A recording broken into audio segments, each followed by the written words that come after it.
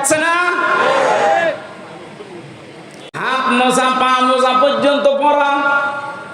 খ্রিস্টানের সাথেও মিশে দেখেছি যারা সত্যি ধর্ম মেনে চলে, অ্যাক্টিভ।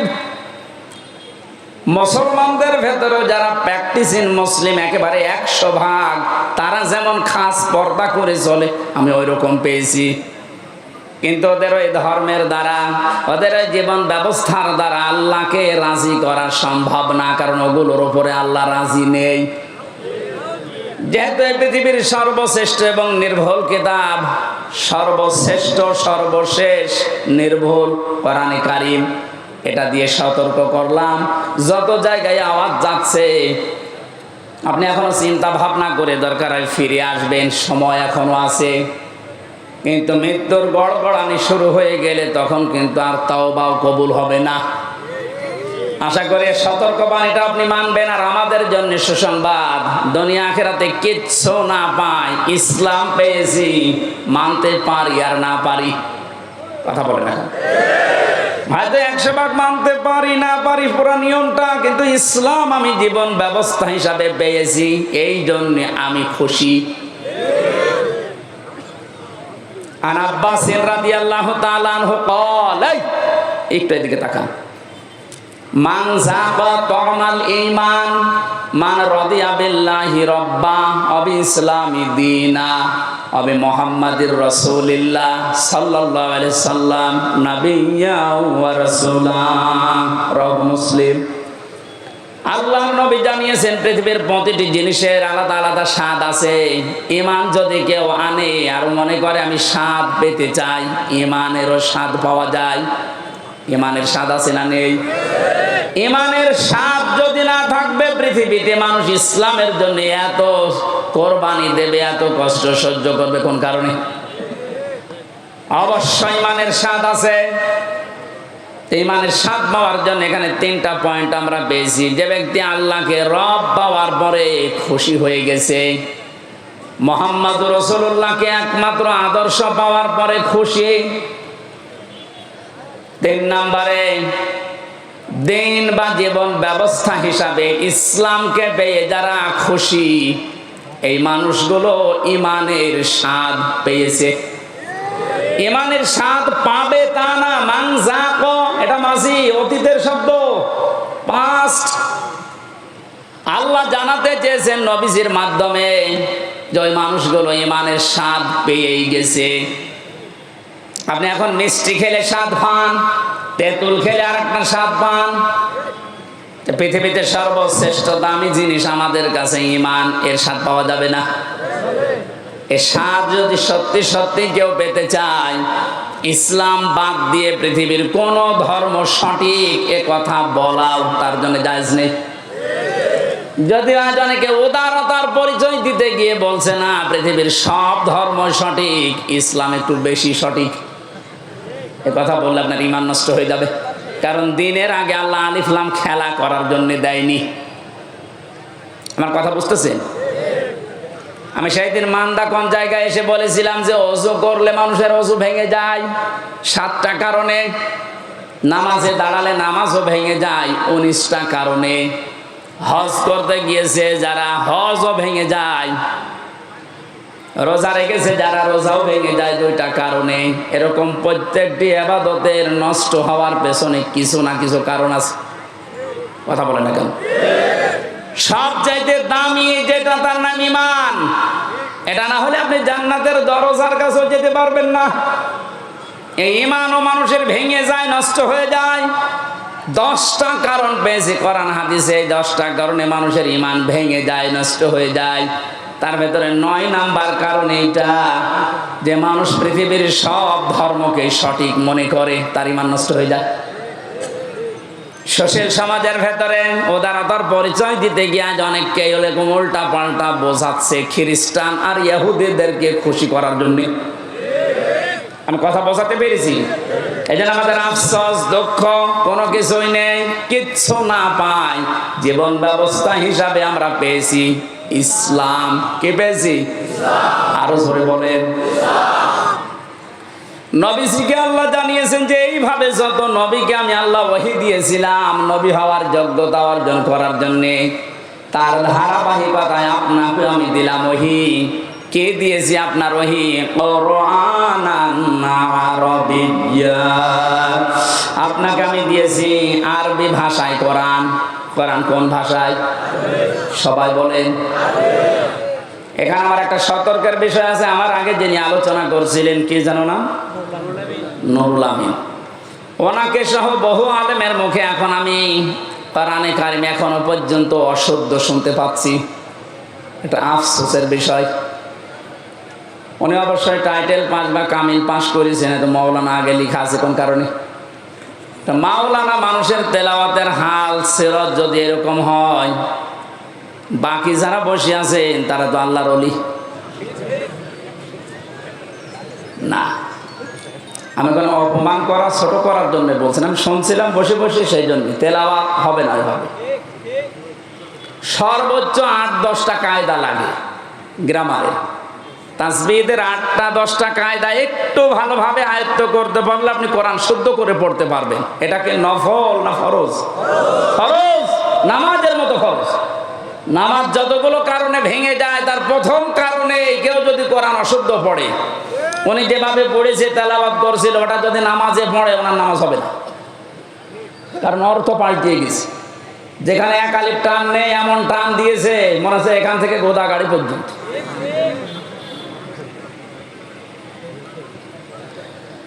এজন্য আশা করছি কোরআনে কারিম এলাকায় যারা পড়ায়, মাদ্রাসা এবং এতিমখানা মসজিদ যেখানে আছে, এই সমস্ত জায়গাগুলো আরো ওপেন করেন। এখন যেহেতু জালেমের আর কোনো আনাগোনা নেই, হ্যাঁ এরপরেও কিছু জালেম মুনাফিকের সুরত নিয়ে এখনো পর্যন্ত বিভিন্ন ডিস্ট্রিক্টে বাধা দিচ্ছে।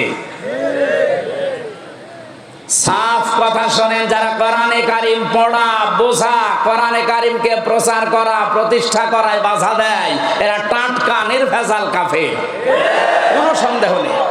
এরা যদি মারা যায়, কোরআন বাধা দিয়েছে, কোরআন প্রচারে, প্রসারে, প্রতিষ্ঠায়, শিক্ষায়, এ মানুষগুলো মারা গেলে ওর জানাজার দরকার নেই, কবর দেওয়ার দরকার নেই। আজকে যদিও আমার একজন দায়িত্বশীল বলছিল এত কড়া করে বলা ঠিক না, মানুষের অন্তরে একটু দুঃখ লাগে। তা আল্লাহ যদি এ ফোর্সে বলে, আমি এ ফোর্স থামাবো কি করি? আল্লাহ মনে হয় বলেনি, আমি মনে হয় বানালাম। সূরা বাকারার ভেতরে আসে, অমান আযলামু মিম্মান মানা মাসাজিদাল্লাহ। সূরা বাকারার ভেতরে আল্লাহ জানিয়েছেন, আমি আল্লাহর দৃষ্টিতে সব চাইতে বড় জালেম ওইটা, যেই লোকটা আমি আল্লাহর ঘর মসজিদে আমার নাম, আমার জিকির, আমার কোরআনের আলোচনা হতে বাধা দেয়, বন্ধ করে দেয়। এ 15 বছরও কোন জালেমের এরকম সাহস হয়নি যে কোরআনে কারিম মসজিদে পড়লে বাধা দিয়েছে, বন্ধ করে দিয়েছে। কিন্তু এখন আমি অনেক জালেমকে প্রকাশ্য দেখতে পাচ্ছি, মসজিদে কোরআনের দার্স হচ্ছে, মুসলমান নাম যে বন্ধ করে দিচ্ছে।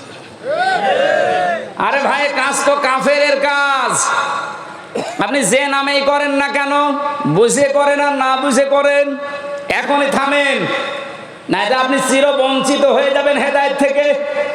আপনার দুনিয়াও হারাবেন জালেমদের মতো, আখিরাত তো হারিয়ে ফেলেছেন। ওখানে যদি হামজার কথায় বাধা দেওয়া হতো, কিচ্ছু মনে করতাম না, আরো বাহবা দিতাম, বাধা দেন। কিন্তু কথাগুলো তো হামজার না, আল্লাহর হামজা অ্যাডভার্টাইজ করছে।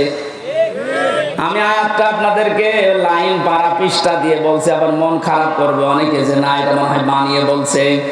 অমান আযলামু মিম্মান যুক্কির মিম্মান মানা মাসাজিদাল্লাহি।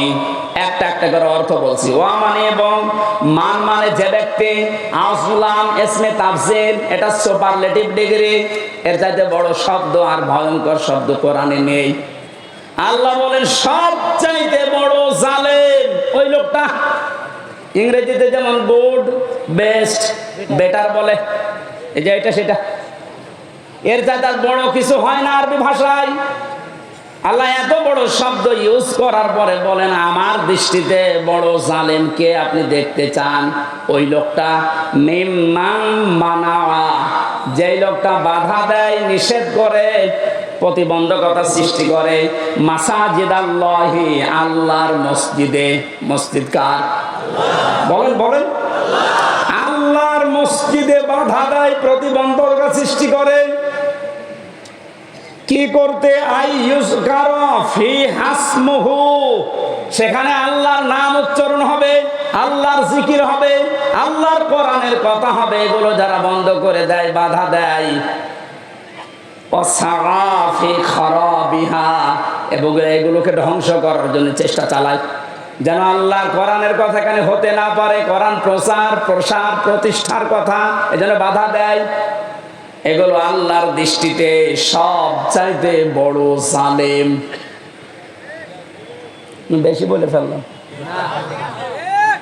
এটাকে বাংলাদেশে এখন পাওয়া যাচ্ছে না। আপনি সতর্ক হন। কত বড় শব্দ দিয়েছেন দেখেছেন আল্লাহ আপনার নামে। 15 বছরেও জালেমরা এই সাহস পায়নি অন্তত মসজিদে আল্লাহর কোরআন বন্ধ করে দেওয়া। কিছু জায়গায় পেয়েছিলাম। এখন এই বলে যারা করছেন, আপনি আশা করছি সতর্ক হবেন ভাই, তা আপনার কপাল কিন্তু আগুন লেগে যাবে।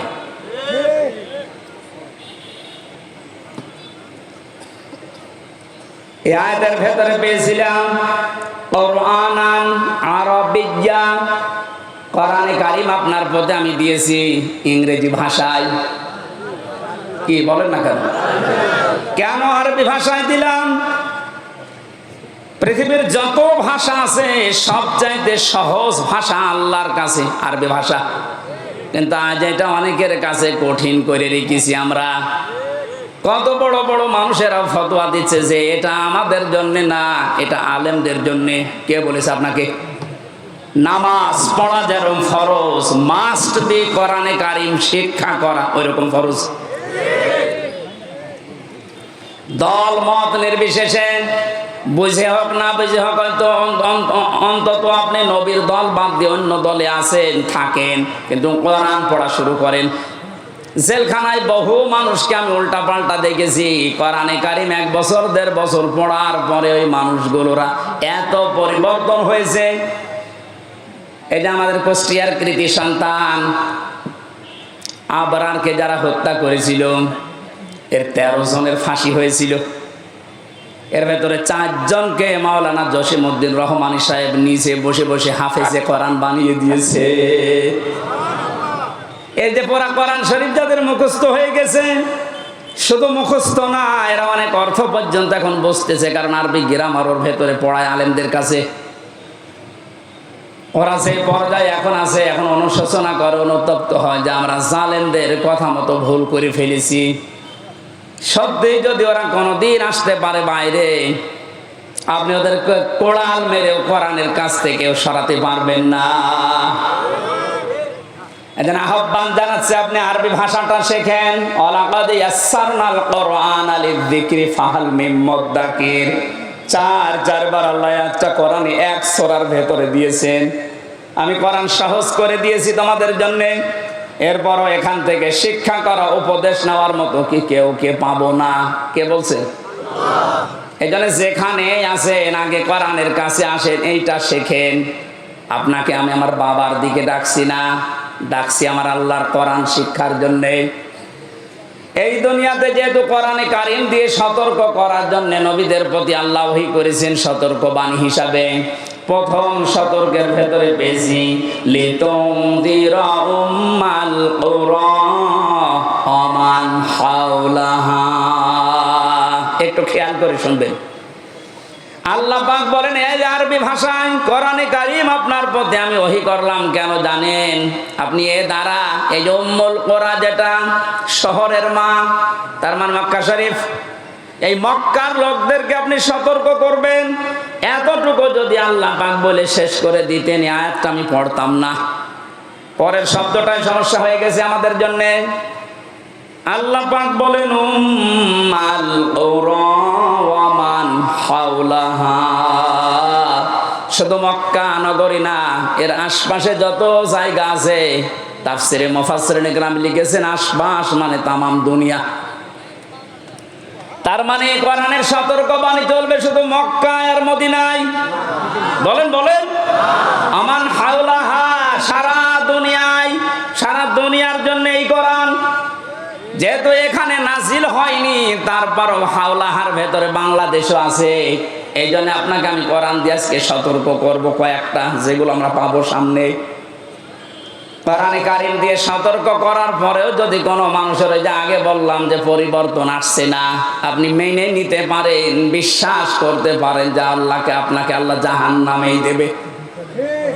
কারণ এর চাইতে অথেন্টিক সতর্ককারী কিতাব দুনিয়াতে আল্লাহ আর দেয়নি, কিয়ামত পর্যন্ত দেওয়ার সম্ভাবনাও। আরো জোরে বলেন। কোরআনে কারিমে আল্লাহ জানিয়েছেন, ইত্তাবিউ মা উনজিলা ইলাইকুম মির রাব্বিকুম ওয়া লা তাত্তাবিউ মিন দুনিহি আউলিয়া ক্বালিলাম মা তাযাক্কারুন। হে নবী, সবাইকে বলেন তারা যেন সবাই আঁকড়িয়ে ধরে, ইত্তেবা করে, অনুসরণ করে যেটা আপনার প্রতি আমি আল্লাহ নাজিল করলাম, তার নাম বলেন বলেন আরো জোরে। তাহলে এখানে আর কোনো মতভেদ আছে যে কোরআন আঁকড়িয়ে ধরার ব্যাপারে কোনো ফতোয়া আছে? কোনো মতভেদ, মত পার্থক্য অন্য বিষয়ে থাকতে পারে, কোরআনের ব্যাপারে আমাদের সব এক হওয়া লাগবে। এই নির্দেশ আল্লাহর। আল্লাহর পরবর্তীতে বলেন, আমালা তাত্তাবিউ, অনুসরণ করবা না, মিন দুনিহি আউলিয়া, কোন ওলির। শাব্দিক অর্থ শোনার পরে মনে হচ্ছে আল্লাহ তার ওলিদের বিরুদ্ধে।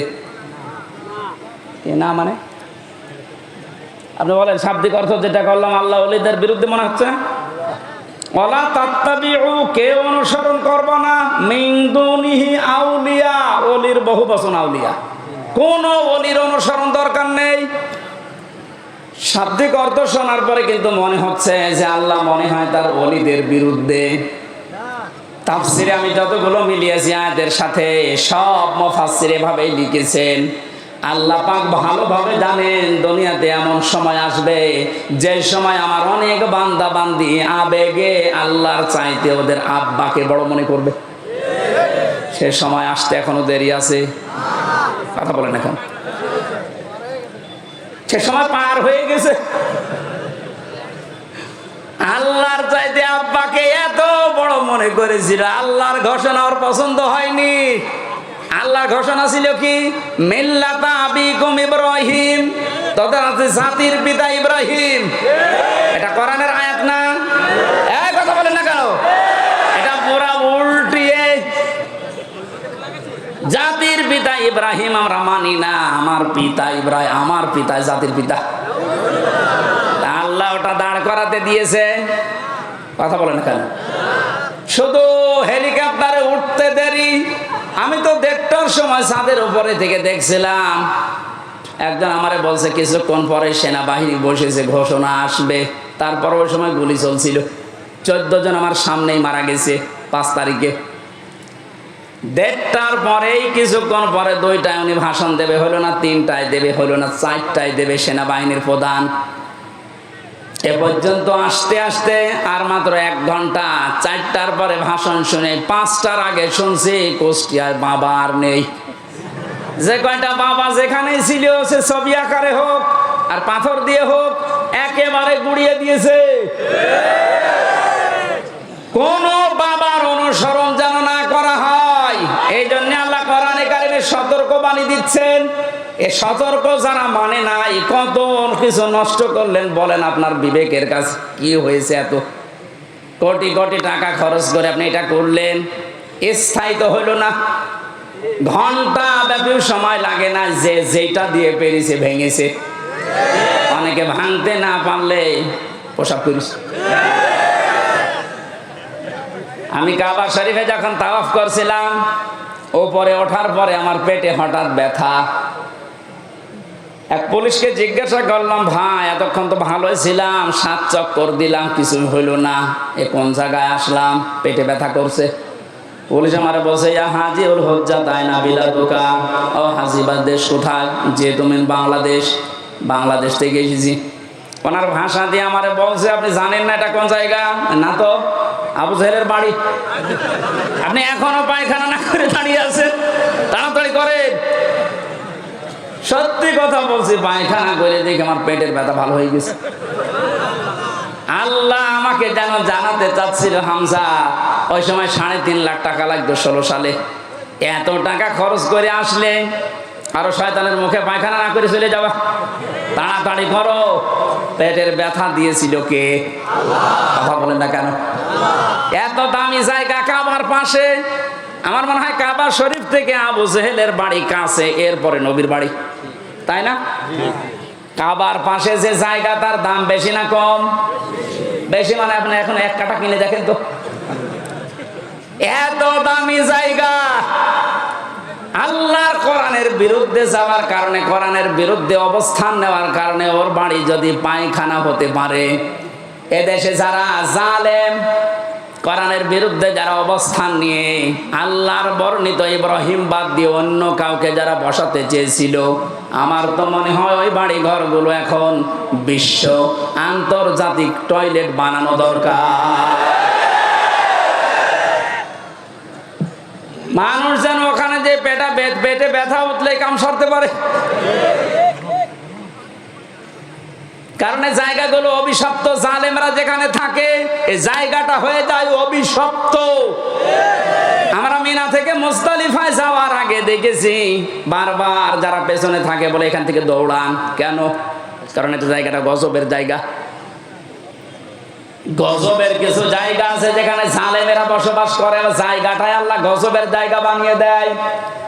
আর আমার তো মনে হচ্ছে এই দেশটায় যারা জুলুম করেছে, 1734 জন মানুষ ছিল মেন দায়িত্বে, এদের অধিকাংশ বসবাসের জায়গাগুলো এখন গজবের জায়গা।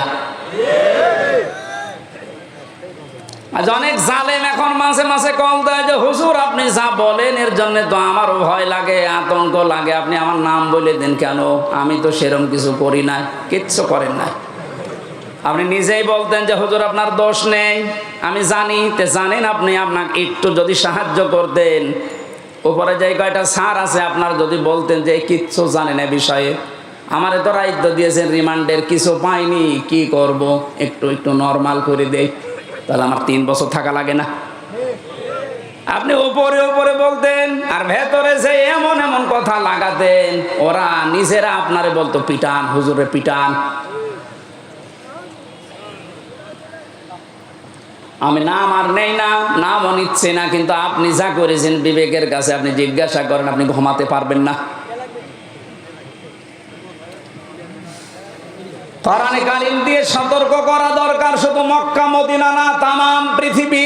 এজন্য আলেম যারা দাবি করে, নবীর ওয়ারিস যারা, এই দাবিদার মানুষগুলোর উচিত পেছনের দিকে না তাকিয়ে কোরআন দিয়ে তামাম দুনিয়া চষে বেড়ানো। আল্লাহ ওই দায়িত্ব এখন আলেমদেরকে, এই ছোট্ট গোলাম হামজাকেও দিয়েছে। আমি যেন ইখলাসের সাথে পরিপূর্ণভাবে পালন করার চেষ্টা করতে পারি, বলেন আমিন। আল্লাহ রাব্বুল আলামিনের পরে জানিয়েছেন ওয়াতুনযিরা ইয়াউমাল জামিঈ লা রাইবা ফীহি ফারিকুন ফিল জান্নাতি ওয়া ফারিকুন ফিস সাঈর। এখানে 2টা তথ্য আছে। এতদিন একটা ভ্রান্ত ধারণায় ছিলেন, আশা করছি ওটা মিটবে, বিশেষ করে আলেমরা। আপনারা আছেন তো? অতুনযিরা ভয় দেখাও, ইয়াউমাল জামিঈ লা রাইবা ফীহি, ওই দিন সম্পর্কে ভয় দেখাও মানুষদেরকে, যেই দিনের কোনো সন্দেহ নেই। আর আমরা সবাই এখন থেকে জানছি ওই দিনের নাম কিয়ামতের দিন। কোন দিন? এমন একটা ভয়াবহ আল্লাহ পাক তৈরি করেছেন কিয়ামতের এই দিনটাকে। রব্বুল আলামিন বলেন ওয়ালা ইয়াসালু হামীমুন হামীমা। সেই দিন বন্ধু বন্ধুর সামনে প্রশ্ন করবে, ইউবাসসারুনাহুম, তাদেরকে যখন দৃষ্টিগোচর করা হবে এর সামনে ওকে, এই সামনাসামনি যখন মানুষ আসবে, লাউ ইফতাদি মিন আযাবি ইয়াউমিযিন বিবানি, আল্লাহর কাছে নিজের সন্তান পর্যন্ত দিয়ে বলবে আল্লাহ এটা আমি দিয়ে দিলাম, আমারে মুক্তি দাও। এইটা মুক্তিপণ। এটা কি? জেলখানায় থাকাকালীন এই সাবজেক্টটা আমাকে পড়িয়েছিল এটিএম আজহার সাহেব, উনি এখনো ভেতরে আছে। আমার একবার ডাক দিয়ে বলছে, হামজা তুমি তো বিভিন্ন বই পড়ো, বাইরে তো যাবা চলে, এক কাজ করো, প্রোডাক্টিভ মুসলিম আমার কাছে আছে, এই জেলার আর সোপার হিন্দু, ও আসলে বই কেড়ে নিয়ে চলে যায়। তোমার দ্বারা যেহেতু প্রচার হবে জাতির ভেতরে, বইটা নিয়ে যাও, এই যে এই চ্যাপ্টার গুলো পড়ে মানুষকে শোনাবা। তার ভেতরে মুক্তিপণ এটা ছিল।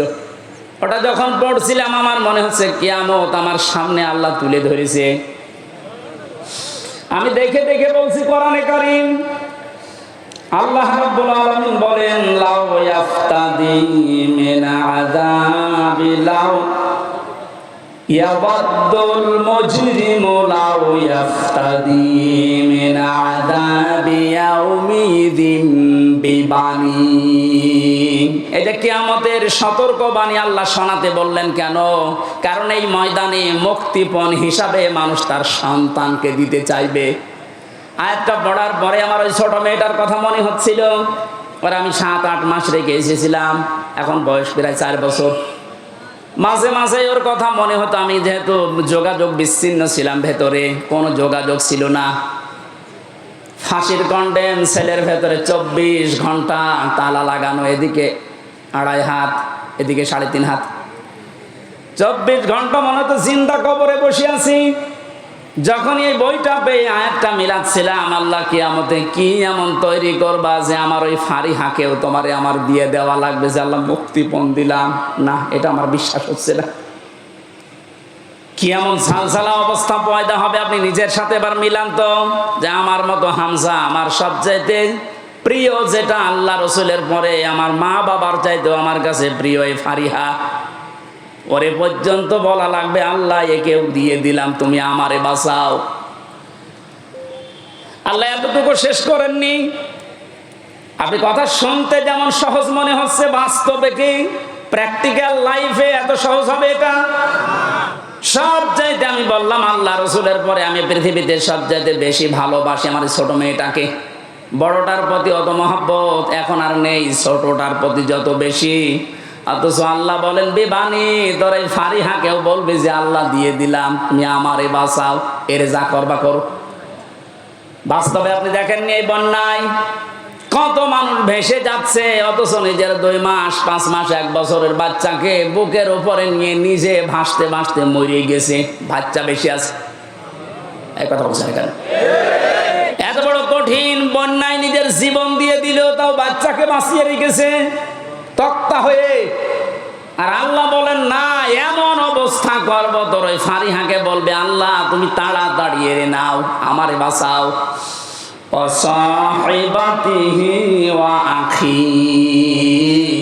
সাহেব শব্দের 2টা অর্থ হয়, 1 নম্বরে স্ত্রী, 2 নম্বরে বন্ধু বান্ধব। ও আখিহি, এবং তার ভাই। এই ভাই মানে শুধু আপন ভাই না, এ ভাই মানে দলীয় ভাই আছে। দলীয় ভাই দেশে নেই? এক কথা বলেন না কেন? বড় ভাই আছে, মেজো ভাই আছে, ছোট ভাই আছে। ঘর বানাতে যাবেন, এক দল এসে বলবে বড় ভাই পাঠিয়েছে। না, এই রাজশাহী নওগাঁ এসব নেই? আমার কোস্টিয়াম এটা ছিল, আমি যখন বাড়ি আরম্ভ করছিলাম ওই 19 সালে, একদল এসে বলছে বড় ভাই পাঠিয়েছে, মিষ্টি খেতে দেন, দিলাম। কিছুদিন পরে এসে বলছে ছোট ভাই পাঠিয়েছে, মিষ্টি খেতে দেন। ভাই কত তোমাদের? আল্লাহ বলেন কিয়ামতের ওই কঠিন দিনে যেটা সম্পর্কে সতর্ক করতে বলছি নবী, ওই দিন সে তার এই ভাইকে পর্যন্ত যত রকমের ভাই বলবে আল্লাহ দিয়ে দিলাম, এদেরকে নেন, আমারে বাঁচান।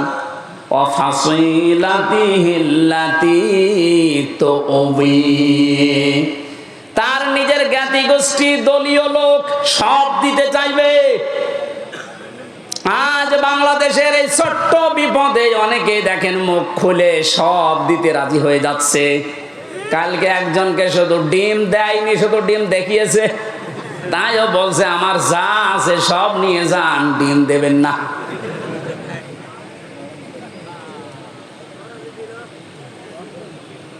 বাংলার মুসলমানেরা এত কিছু শুরুই করেনি, আপনি এতটুকুতে উল্টা পাল্টা মন্তব্য করছেন, এতটুকুতে আপনার মায়া উতলিয়ে পড়ে। ব্যারিস্টার আরমানের স্ত্রীর কাছে আপনি দাঁড়ান তো, কি জবাব দিতে পারেন দেখি? পারবেন? পারবেন না। আর সুশীল সমাজের নামে আপনি এত বড় বড় কথা, এত সুন্দর কথা বের হচ্ছে মুখে। যেদিন আমার মাথায় দড়ি দিয়ে, পায়ে ডান্ডা বেড়ি লাগিয়ে, হাতের ভেতরে হ্যান্ডকাপ দিয়ে, কালো কাপড় দিয়ে চোখ বেঁধে টেনে নিয়ে যাচ্ছিল গরুর মতো, কোথায় ছিলেন আপনি সেদিন? ভণ্ডামি করার জায়গা পান না। অমানবতার প্রকাশ্য শত্রু এই যেই কয়েকজন এখন উল্টা পাল্টা কাজের কারণে জনগণের রসানলে পড়ছে, আপনি কি মনে করছেন এগুলো আল্লাহর ওলি?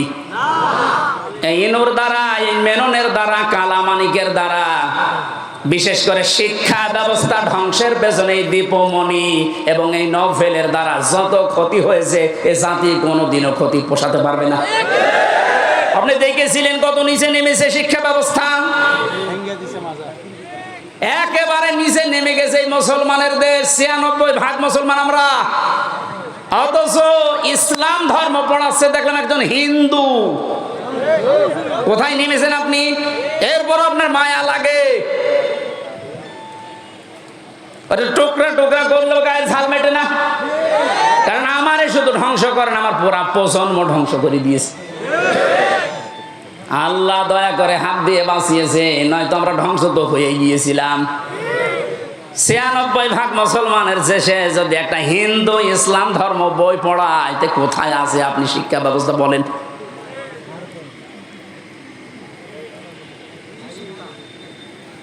একটু শুধু উপর দিয়ে একটু ডিম মারে, আপনার সহ্য হয় না। আর আমার মাথায় দড়ি দিয়ে যে ছাগলের মতো টেনে নিয়ে গেল, তখন আপনার সহ্য হলো কি করে?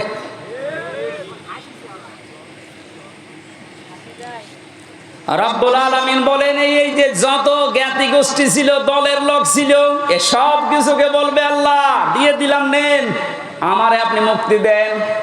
আল্লাহ বলেন এতটুকুই শেষ করেনি, ওমান ফিল আরদি জামিআ, ওর দুনিয়ায় যত সম্পদ ছিল সব দিতে চাই। এরপরও বলবে আল্লাহ তুমি আমাকে বাঁচাও, বাঁচাও, বাঁচাও, এই আওয়াজটা হবে। তাফসিরে ৩ বারে আওয়াজ দেওয়ার পরে আল্লাহ বলেন কাল্লা, কখনো না। ইন্নাহা লাযা, নওগাঁবাসী শুধু আর শোনার জন্য শুনছেন, আমি বলার জন্য বলছি তা না, এটা মিলান। এতগুলো কথা বলতে বলতে আল্লাহ কেমন কঠিন ধমক দিলেন দেখেন। ও তার নিজের সন্তান, স্ত্রী, বন্ধু বান্ধব, ভাই, দলের লোক, গোষ্ঠীর লোক, দুনিয়ার সব সম্পদ দিতে রাজি আছে, যে শুধু মুক্তিপণ হিসাবে দিলাম, আমাকে মুক্তি দেন। আল্লাহ ধমক দিয়ে বলবেন কাল্লা, কখনোই না। ইন্নাহা লাযা, তোকে আমি লাজায় দেব। এখানে একটা শিক্ষা পাবেন, শুনতেছেন? শিক্ষাটা কি? ইন্নাহা লাযা, তোকে আমি লাজায় দেব। লাজা কি? জাহান্নামের একটা দরজার নাম। যে 7টা দরজা আল্লাহ বানিয়েছেন জাহান্নামের, হুতামা, হাবিয়া, জাহিম, জাহান্নাম, সাকার, এই যে লাজা, এটা একটা ভয়ঙ্কর দরজা। আল্লাহ বলেন নাজ্জাআতাল লিশ-শাবা, এ দরজা দিয়ে প্রবেশ করার সঙ্গে সঙ্গে মানুষের চামড়া খসে পড়ে যাবে।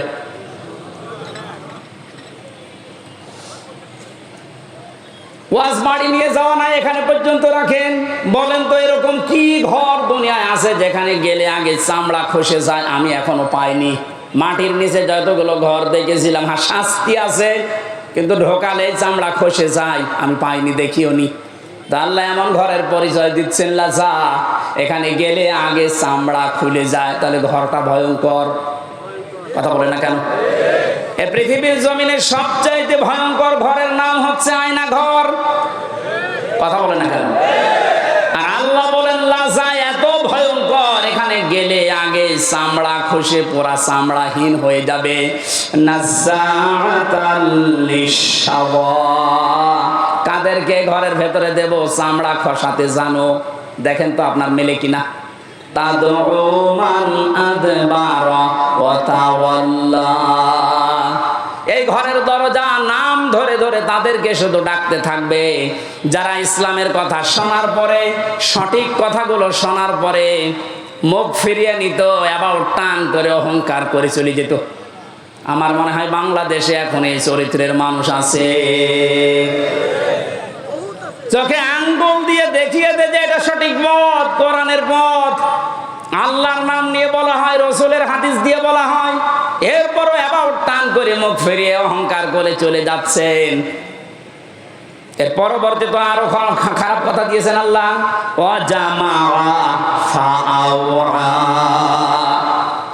এই লাজা নামক জাহান্নাম তাদেরকে ডাকবে যে মানুষগুলো সম্পদ আদি শুধু জমা করেছিল, পঞ্জীবিত করেছিল আর মনে করেছিল এটা আমার কাছে থাকবে। এ জালেমরা যেটা মনে করেছিল। আমার তো মনে হয় কোরআনের সূরা মারিজের এই আয়াতগুলো পড়লে জালেমদের সাথে খাপের খাপ, মুমতাজের বাপ মিলে যাচ্ছে না? মুহাম্মদ ওয়া আলিহি ওয়া সাহবিহি ওয়া বারিক ওয়া সাল্লিম। আমার ভাইরা, আমরা কিয়ামতের এই দিনের কথা সতর্ক করছিলাম আল্লাহর কোরআন দিয়ে। এখন এই সতর্ক করতে গিয়ে যে মানুষগুলোর কলিজায় লেগেছে শত্রুতা করবে আমি জানি।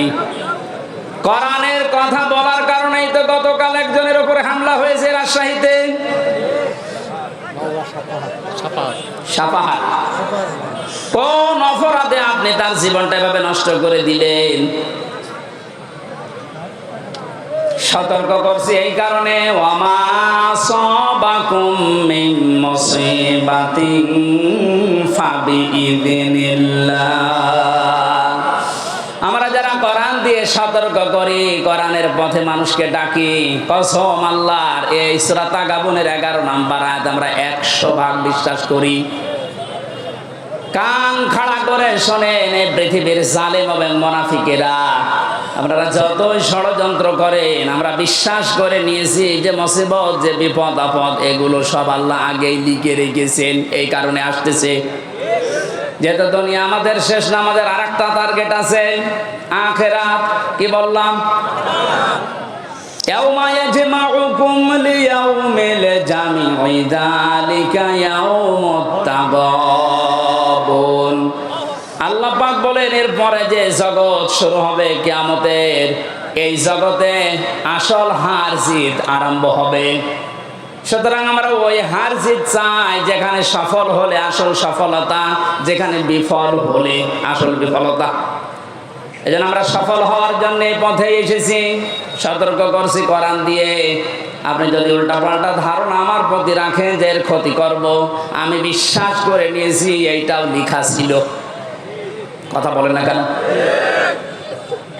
কোরআনে কারিমে সূরা হাদীদের ভেতরে আছে, আল্লাহ রাব্বুল আলামিন বলেন, মা আসাবা মিন মুসিবাতিন ফিল আরদি ওয়ালা ফি আনফুসিকুম ইল্লা ফি কিতাবিম মিন ক্বাবলি আন নাবরাহা ইন্না যালিকা আলাল্লাহি ইয়াসির। এই ভালো করে মিলাবেন। আমি যখনই কোরআন পড়ি, আয়াতের ব্যাখ্যায় যায়, তখন দেখি আমার মনে হয় 1500 বছর আগে না, এই মাত্র বাংলাদেশ দেখি আল্লাহ আয়াত নাযিল করলো। আপনি মিলান তো দেখি, মা আসাবাকুম মিন মুসিবাতিন ফিল আরদি, যে সমস্ত মুসিবত, বিপদ আপদ, আনন্দের বিষয় যাই বলেন দুনিয়াতে আসে, তোমাদের উপরে আসে, এগুলো সব আমি আগে থেকে আমার কিতাবে লিপিবদ্ধ করে রেখেছি। আর এটা আমি আল্লাহর জন্য একেবারেই সহজ। এই জন্য মুমিনদের জীবনে যদি বিপদ আসে, যদি ধৈর্য ধারণ করতে পারে, আখেরাতে তার পুঁজি তৈরি হয়। আর এই ধৈর্যের কারণে তার জীবনের অপরাধগুলো আল্লাহ মাফ করে দেয়। কিন্তু এই বিপদ আপদ যাদের কারণে তৈরি হয়, এই জালেমগুলোর দুইটা ক্ষতি। 1 নাম্বার, ওদের দুনিয়ার জীবনে ধ্বংস ছাড়া আর কিছু নেই। কারণ জালেমদের জন্য আমি ওই দিন বলেছিলাম যে বরদোয়া, জালেমদের জন্য মামলা দায়ের করবে সরাসরি আল্লাহ। এ বাংলাদেশে চলো, জালেম ছিলেন, আপনি নিজে তো জানেন যে আপনি জালেম কিনা। আপনি জালেম যারা ছিল তারা আল্লাহর মামলার আসামি। আল্লাহর মামলার আসামিদের দুনিয়া আখিরাত তো শেষই। কথা বলেন না কেন? এই জন্য আমরা যারা বিপদে পড়ি, আমাদের কোনো আফসোস নেই, জানি এগুলো কিতাবে লেখা আছে, হবে এটা। দুইটা উপকার আমাদের জন্য। আমরা যদি কোনো নিয়ামত পাই একেবারে আনন্দে আত্মহারা হয়ে উল্টা পাল্টা কাজে আমরা জড়িয়ে পড়ি না। আজ দুনিয়াদার যারা দেখতে পেলাম এই 5 তারিখ থেকে 31 তারিখ পর্যন্ত আখিরাতের টার্গেট যাদের নেই, কিতাবে যাদের বিশ্বাস নেই, এই মানুষগুলো 5 তারিখ থেকে 31 তারিখ পর্যন্ত বিজয় একটা পাওয়ার পর পরেই তারা লুটপাট আরম্ভ করে দিয়েছে। তাদের পূর্বের চরিত্র আবার মনে হচ্ছে ফিরে এসেছে। কিন্তু কোরআনে কারীম জানাচ্ছে লিকাইলা তাসাউ আলা মা ফাতাকুম ওয়ালা তাফরাহু বিমা আতাকুম আল্লাহু লা ইউহিব্বু কুল্লা মুখতালিন ফাখুর। আমি তোমাদের উপরে বিপদ দেই এই কারণে, আনন্দ দেই এই কারণে যে বেশি নিয়ামত পাওয়ার পরে আবার এরকম মনে করবা না যে যা আর দুনিয়ায় চিন্তা নেই, যা পাবো তাই খাবো না। আবার বিপদে পড়লে হায় হতাশ করবা না। বেশি আনন্দিত হওয়া যাবে না, আবার দুঃখে মন ভারাক্রান্ত করে থাকা যাবে না। মুমিন যারা তাদেরকে কোনোদিন হতাশা পেড়ে বসে না। মুমিন যারা, যাদের ভেতরে আল্লাহর পরকালের বিশ্বাস আছে, ওরা সব সময় এক। এর বাস্তবতা আপনি এখন লক্ষ্য করছেন আমিরে জামাতের কথায়, তার অ্যাক্টিভিটিস আপনি দেখতে পাচ্ছেন না। লোকটা বিপদেও যেরকম ছিল এই আনন্দেও সেরকমই আছে।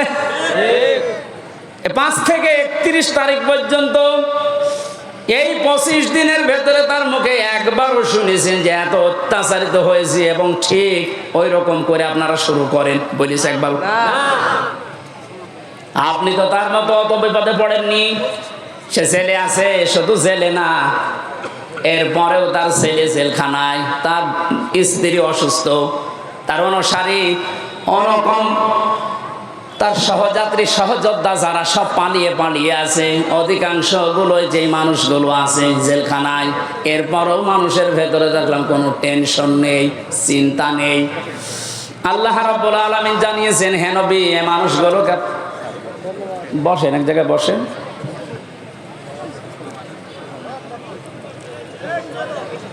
কোন নিয়ামত পাবার পরে যেন আমরা একেবারে আনন্দে আত্মহারা হয়ে কোন মানুষের উপরে জুলুম, অত্যাচার, নির্যাতন না করি, সে কথা আল্লাহ এই আয়াতের ভেতরে জানিয়েছেন। কারণ আল্লাহ পাক অহংকারী এবং ফখর করে যারা চলে, এই মানুষগুলোকে কোনোদিন ভালোবাসেন নাই, বাসবেনও না। বলেন নাউজুবিল্লাহ। আমি সেদিন মান্দায় বলেছিলাম, ওই ময়দানে ভালো করে শুনবেন, পৃথিবীর ময়দানে সবচাইতে আমার কাছে ভয়ঙ্কর আয়াত এই 6666টি আয়াতের ভেতরে এইটা মনে হয়। সূরা শূরার এই 42 নম্বর আয়াতটা আল্লাহ পাক বলেন, ইন্নামাস সাবিলু আলাল্লাযিনা ইয়াযলিমুনান নাস। অবশ্যই আমি আল্লাহ মামলা দায়ের করব, আমি নিজে অভিযোগ গঠন করব তাদের বিরুদ্ধে, দুনিয়ায় মানুষ হয়ে যারা মানুষের উপরে জুলুম করেছো। আয়াতটা পড়ার পরে আমি নিজের সাথে, বাস্তবতার সাথে মিলিয়ে দেখি এই বাংলায় হাজার হাজার লক্ষ মানুষ আল্লাহর মামলার আসামি। ভাই, আমরা নিজেদের নফসের উপরে জুলুম করছি, পরিবারের উপরে জুলুম করছি, প্রতিবেশীর উপরে জুলুম করছি, রাষ্ট্রের উপরে জুলুম করছি, জনগণের উপরে জুলুম করছি। যে কোনো দিক থেকে আমি জালেমের কাতারে পড়ে যাচ্ছি। আর জালেম যে, তার বিরুদ্ধে মামলা দেবে ওসি সাহেব কে? আপনি বলেন তো কত বড় শক্ত কথা এটা। আল্লাহর মামলার আসামি আপনি। পুলিশের কাছে বাধা দেন, পুলিশ বাদী কেস হবে। রাষ্ট্রের কাজে বাধা দেন, রাষ্ট্র বিরোধী মামলা হবে। আর যারা জালেম তারা আল্লাহ বিরোধী মামলার আসামি। একটা যেহেতু বিশ্বাস করি 100 জন্য ভয়ে থাকি, না জানি আমি আবার নিজে আল্লাহর মামলার আসামি হয়ে যাচ্ছি না তো। কারণ নফসের উপরে তো জুলুম হয়ে যায় মাঝে মাঝে। এটা না হলে পরিবারের উপরে হয়, এটা না হলে রাষ্ট্রের উপরে হয়, জনগণের উপরে হয়। যে কোনো সাইডে আমি যেন কোনো জুলুমের সাথে সংমিশ্রণ করে না ফেলি, এটা আল্লাহর কাছে সবচাইতে বড় ঘৃণার বিষয়। দুনিয়ায় যত কিছু আল্লাহ ঘৃণা করেন তার ভিতরে 1 নম্বরে জুলুমটা। এত কঠিন ভয়ঙ্কর কথায় আয়াতের ব্যাখ্যায় হাদিস এসেছে, আয-যুলুমু যুলুমাতু ইয়াউমাল কিয়ামা, কিয়ামতে জুলুম এত অন্ধকার হয়ে মানুষকে ঘিরে রাখবে, নিজের চামড়া পর্যন্ত দেখতে পাবে না। আমার তো মনে হয় আমাদের অনেকের জীবনে এরকম অবস্থা আসতেছে। এখন আমরা সতর্ক হব, জীবন চলে যাক, আমার দ্বারা কেউ যেন জুলুমের শিকার না হয়। আজ নিয়ামত পেয়ে অনেকে এখন 5 তারিখ থেকে 31 তারিখ পর্যন্ত জরিপ বের হচ্ছে, কত মানুষ লুটপাট আরম্ভ করেছে একেবারে নিজের বাবার সম্পত্তি মনে করে।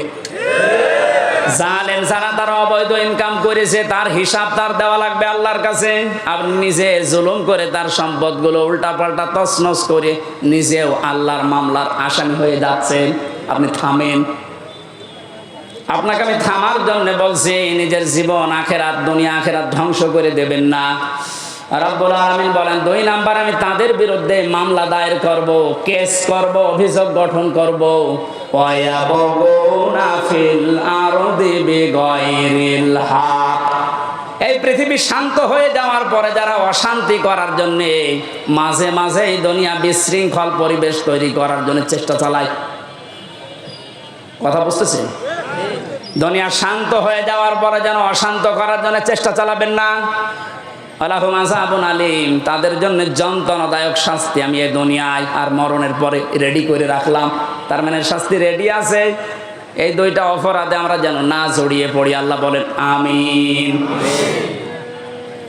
কোরআনে কারিমের আয়াত দিয়ে যে সতর্কবাণী আল্লাহ উচ্চারণ করেছিলেন যে কিয়ামতের এই দৃশ্যের কথা আপনি মানুষদেরকে শোনাবেন, যাদের ভেতরে জবাব দিতে হবে এই টেন্ডেন্সি আছে, হে নবী আপনি দেখবেন এই মানুষগুলো এমনিতেই পরিবর্তন হয়ে যাচ্ছে। আর যাদের ভেতরে বিশ্বাস নেই যে না দুনিয়ার জীবনই শেষ জীবন, আমার আর দরবারে ইলাহিতে দাঁড়ানো লাগবে না, এই মানুষগুলোকে কোরআন দিয়ে সতর্ক করলেও কাজ হবে না। ফাদাক্কির বিল কুরআনি মান ইয়াখাফু ওয়াঈদ। So admonish and or by the Holy Quran, him who phrase my threat. আল্লাহ বলেন, নবী আপনি কোরআন দিয়ে তো এই মানুষগুলোকে সতর্ক করতে পারেন, তারা আপনার বাণী শোনার পরে সতর্ক হবে, ভীত সন্তুষ্ট হয়ে যাবে, যারা আল্লাহর ধমকের ভয় করে। কার ধমক? বলেন বলেন। পুলিশের ধমক খেলে আপনার জীবনে ভয়ে কাঁপাকাঁপি করেন। পুলিশকে যিনি বানিয়েছেন আমার আল্লাহ, উনি নিজে বলছেন আমি ধমক দেব। আল্লাহর ধমক যে কত কঠিন, কত ভয়ঙ্কর, সূরা ইয়াসিনের ভেতরে ব্যাখ্যায় আছে। আমরা আবার আল্লাহর ধমকের উপযুক্ত হয়ে যাচ্ছি না তো? আমাদের জীবন এখনই থামানো লাগবে। এমন এমন কোনো কাজে আঞ্জাম দেওয়া যাবে না যে আমরা আবার আল্লাহর মামলার আসামি হয়ে যাচ্ছি, আল্লাহর ধমকের উপযুক্ত হয়ে যাচ্ছি। আল্লাহ যেন এরকম ধমক সূচক কিছু আমাদেরকে না বলেন, এইরকম জীবন গঠন করা দরকার। বলেন আমিন। রব্বুল আলামিন জানিয়েছেন, সতর্কবাণীগুলো উচ্চারণ করার পর ওই দিবস সম্পর্কে মানুষদেরকে আপনি ভয় দেখাবেন, যেই দিবসে তার মা বাবা, স্ত্রী, পুত্র, আত্মীয় স্বজন কোনো কিছু কাজে আসবে না। আর ওই দিবস সম্পর্কে কোনো সন্দেহ, সংশয় এর অবকাশও নেই। সে দিবসের নাম কিয়ামত। কোন দিবস? এই কিয়ামতে জবাব দিতে হবে। এই টেন্ডেন্সি যতদিনে জাতির ভেতরে পয়দা না হবে, পুলিশ বলেন, র্যাব বলেন, আরবি বলেন, কোন বাহিনী দিয়ে অপরাধ মুক্ত করা সম্ভব না। মক্কার ওই মানুষগুলো, ওদেরকে পরিবর্তন করার জন্য নবীজি এটা অ্যাপ্লাই করেছিলেন। যারা চুরি করতো, ডাকাতি করতো, নারীর ইজ্জতের জম ছিল, ওই মানুষগুলোকে যখন বোঝাতে পেরেছিলেন আর একটা কিন্তু জগৎ আছে, দাঁড়াতে হবে। হযরত ওমরের মতো এরকম ভয়ঙ্কর কোন মানুষ, এই মানুষটার জীবন এত পরিবর্তন হয়ে গেছে, 24 ঘন্টায় তিনি আতঙ্কে থাকতেন, আল্লাহ আমি তোমার সামনে দাঁড়াতে পারবো তো? রাষ্ট্রের সর্বোচ্চ দায়িত্বে ছিলেন হযরত আবু বকর। আজ এই যে 1600 মানুষ, 28 জন মানুষ দায়িত্বে ছিল, আমি হাদিসটার সাথে মাঝে মাঝে মিলাতাম। আল্লাহ, ওনার সন্তান আব্দুল্লাহ একদিন পায়েস খেতে চেয়েছিল। স্ত্রী ডাক দিয়ে বলছেন, স্বামী আপনি তো দেশের দায়িত্বে আছেন, যে টাকা পয়সা নিয়ে আসেন এর দ্বারা আজকে পায়েস তৈরি করা সম্ভব না। আপনি এক কাজ করেন, বাইতুল মালে যিনি আছেন অর্থমন্ত্রীর দায়িত্বে, তারে বলেন আগামী মাসের বেতনটা যেন আমাদেরকে দিয়ে দেয়। উনি বললেন ঠিক আছে দেখি। অর্থমন্ত্রীর কাছে বাইতুল মালে যিনি খাজানচিতে আছে বললেন আগামী মাসের যে বেতন পায়, মনে করেন 1200 দিরহাম, আমার আপনি দিয়ে দেন, আগামী মাসে আমার দেওয়া লাগবে না। অর্থমন্ত্রী ওইরকম ছিলেন, ডাক দিয়ে বলে প্রধানমন্ত্রী আপনি যে আগামী 1 মাস বাঁচবেন এইটা একটা লিখিত দেন। আমাদের দেশে যারা দায়িত্ব ছিল, এটা কি যিনি দায়িত্ব ছিল প্রধান, তাকে বলার ক্ষমতা ছিল? এইরকম বলার ক্ষমতা যখন তৈরি হবে তখন সবাই আমরা এক হয়ে যাব। ওই রকম একটা দেশ চাই যে সবাই থাকবে জবাবদিহির ভেতরে। মানে যাই বলেছে অর্থমন্ত্রী যে আপনি 1 মাসের বেতন নিতে চান অগ্রিম, লিখে দেন যে আপনি 1 মাস বাঁচবেন, তারপরে বেতন দেবো। মানে বলছে ঠিক আছে বেতন লাগবে না। স্ত্রীর কাছে গিয়ে বলছে স্ত্রী হবে না, আমার এই শর্ত দিয়েছে, কিন্তু আমার তো কোনো গ্যারান্টি নেই। স্ত্রী আর কথা জবাব দিতে পারে নাই। 15 দিন পর পায়েস রান্না করে দুপুর বেলা দিয়েছে, উনি খাওয়া বন্ধ করে দিলেন। ডাক দিয়ে বলেন স্ত্রী দাঁড়াও, আমি তো আগাম বেতন নিয়ে আসি নাই, যা প্রতি মাসে মাসে দেয় ওইটাই দিয়েছি, কোথায় পেলে? স্ত্রী উম্মে রোমানা ডাক দিয়ে বলে স্বামী আমার, আপনাকে আমি বলেছিলাম আপনি পারেন নাই, কিন্তু আপনার উপর আমার কোনো রাগ নেই। যেই টাকা আপনি আমাকে হাত খরচের জন্য দেন প্রতি মাসে মাসে, ওখান থেকে আমি 1 মুঠা করে চাল আটা যাই বলেন তুলে রাখতাম। 15 দিনে প্রায় 2 কেজি হয়ে গেছে। এটা আমি পাশের বাড়িতে বিক্রি করে এই পায়েস রান্না করেছি। হযরতে আবু বকর সিদ্দিক সন্তান আব্দুল্লাহ খাবার খাচ্ছিলেন। আব্দুল্লাহকে ডাক দিয়ে বললেন তাড়াতাড়ি খেয়ে শেষ করো। ছেলেটার হাত ধরে নিয়ে গেলেন বাইতুল মালে। অর্থ মন্ত্রণালয়ের দায়িত্বে যিনি আছেন খাজানচি অর্থমন্ত্রী বললেন ভাই আগামী মাস থেকে অন্তত 1200 টাকার জায়গায় আমার 1000 টাকা করে বেতন দেবেন। কারণ আমি যা দেখলাম 1000 টাকা হলো আমার সংসার চলে যাচ্ছে, ওই 200 টাকা থাকলে আমার জনগণের কাজ হবে। কি টেন্ডেন্সি তৈরি করেছিলেন তারা বলেন তো? তারাও তো আমার মতোই মানুষ ছিল, আমরা পারি না কেন? এই যে জবাব দিতে হবে আমার মালিকের সামনে দাঁড়িয়ে, এটা যতক্ষণ পর্যন্ত 100 ভাগ আপনি বিশ্বাস না করবেন, আপনার দাড়ি লম্বা হতে পারে দরবেশের মতো, আপনার জুব্বা লম্বা হতে পারে, 14 বার হজ করতে পারেন, কিন্তু আপনার জীবন পরিবর্তন হবে না। আপনার জীবনকে আপনি পরিচ্ছন্ন করতে পারবেন না। নওগাঁবাসী, আমি আমার ঈমান থেকে কথা বলছি, যতটুকু আমি মানতে পারবো বলে বিশ্বাস করি আমি ততটুকুই বলছি। আমরা জানি এই রকম চরিত্র অর্জন করতে পারি কোরআন কেন্দ্রিক, বলেন আমিন। ফারিকুম ফিল জান্নাতি ওয়া ফারিকুম ফিস সাঈর। সর্বশেষ আল্লাহ যখন শেষ করে দেবেন বিচার আচার, এক দলকে জাহান্নামে পাঠিয়ে দেবেন, এক দলকে জান্নাতে পাঠিয়ে দেবেন, এইটাই ফাইনাল, এই শেষ। আমরা যেন যে কোনো এক দলে যেতে পারি তা না। এই যে ফারিকুম ফিল জান্নাহ, আল্লাহর বানানো যে বাগান জান্নাত, এইটাই আমার জীবনের আসল টার্গেট বানানো দরকার। এখানে না যাওয়া পর্যন্ত আমার কোনো বিশ্রাম নেই, কারণ আসল জীবনের সফলতা কিন্তু এই বাগানটা। ফামান যুহজিহা আনিন নার ওয়া উদখিলাল জান্নাতা ফাকাদ ফাজ। আল্লাহ বলেন ওই লোকটার জীবন তো সফল, যাকে বিচার আচার করার পরে আমি আল্লাহ জাহান্নাম থেকে মুক্তি দিয়ে জান্নাতি বলে ঘোষণা দিয়ে দেব, এই লোকটা সফল। সুতরাং ওই জায়গায় পৌঁছানোর আগে আমাদের জীবনের আসল ফাইনাল খেলা নেই, ওইটাই আসল ফাইনাল খেলা, চূড়ান্ত ওই খেলায় যেন আমরা জিততে পারি। আমাল হায়াতুদ দুনিয়া ইল্লা মাতাউল গুরুর। পৃথিবীর মানুষ বারবার বলছি শোনো, দুনিয়ার জীবনটা কিন্তু খেলাধুলা, রং তামাশা। আল্লাহ আমাদেরকে এটা বোঝার তৌফিক দিন, আমিন। বারাকাল্লাহু লানা ওয়া লাকুম ফিল কোরআনিল আযীম। আল্লাহুম্মা আমিন। লা ইলাহা ইল্লা আনতা সুবহানাকা ইন্নী কুনতু মিনাজ জালিমিন। লা ইলাহা ইল্লা আনতা সুবহানাকা ইন্নী كنت من الظالمين فاستجبنا له ونجيناه من الغم وكذلك ننجي